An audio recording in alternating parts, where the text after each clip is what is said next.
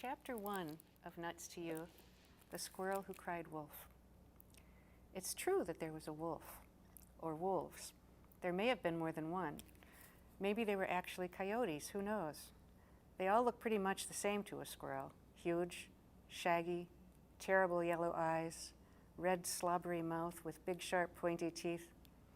And it's true that if you're a squirrel on the ground and a wolf or a coyote strolls into the neighborhood, running up a tree is the best plan. No one's going to argue with that. The problem was the squirrel called Jip. He kept yelling, "Wolf," just to see everyone run. He had been doing it all day. He thought it was funny. And a little bit, it made him feel important. Because most of the time, no one listened or paid any attention to him. But when he shouted, "Wolf," up the trees they all went. Except for Jed. Jip looked at him, annoyed. "Wolf," he shouted again. But Jed stayed put. He was busy. He had nuts to bury. Winter was coming. The first frost was long gone, and the air felt cooler with each passing day. Leaves were falling into crispy yellow piles on the ground.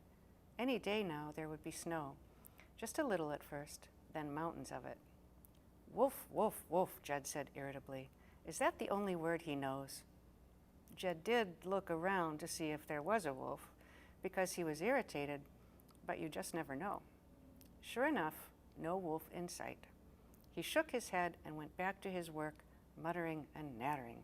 "Wolf!" shrieked Jip. "Wolf, wolf, wolf," Jed muttered. "There is no wolf." And then the foolish Jip saw something. Not a wolf, but something very real, something dangerous. In his fright, he blurted out the first word that popped into his head, the one he had been saying all day. "Wolf?"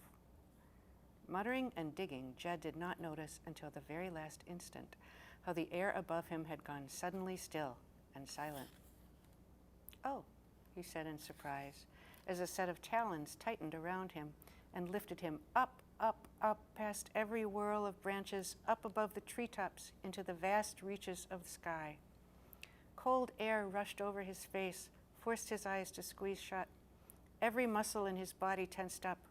He may have peed a little bit. Who wouldn't? All four of his paws curled and clenched. His mind raced. A mighty wave of fear rolled in and filled him up. And somehow, even through the roaring of the fear and the rushing of the air, he could hear a small voice inside him saying, "This is it then."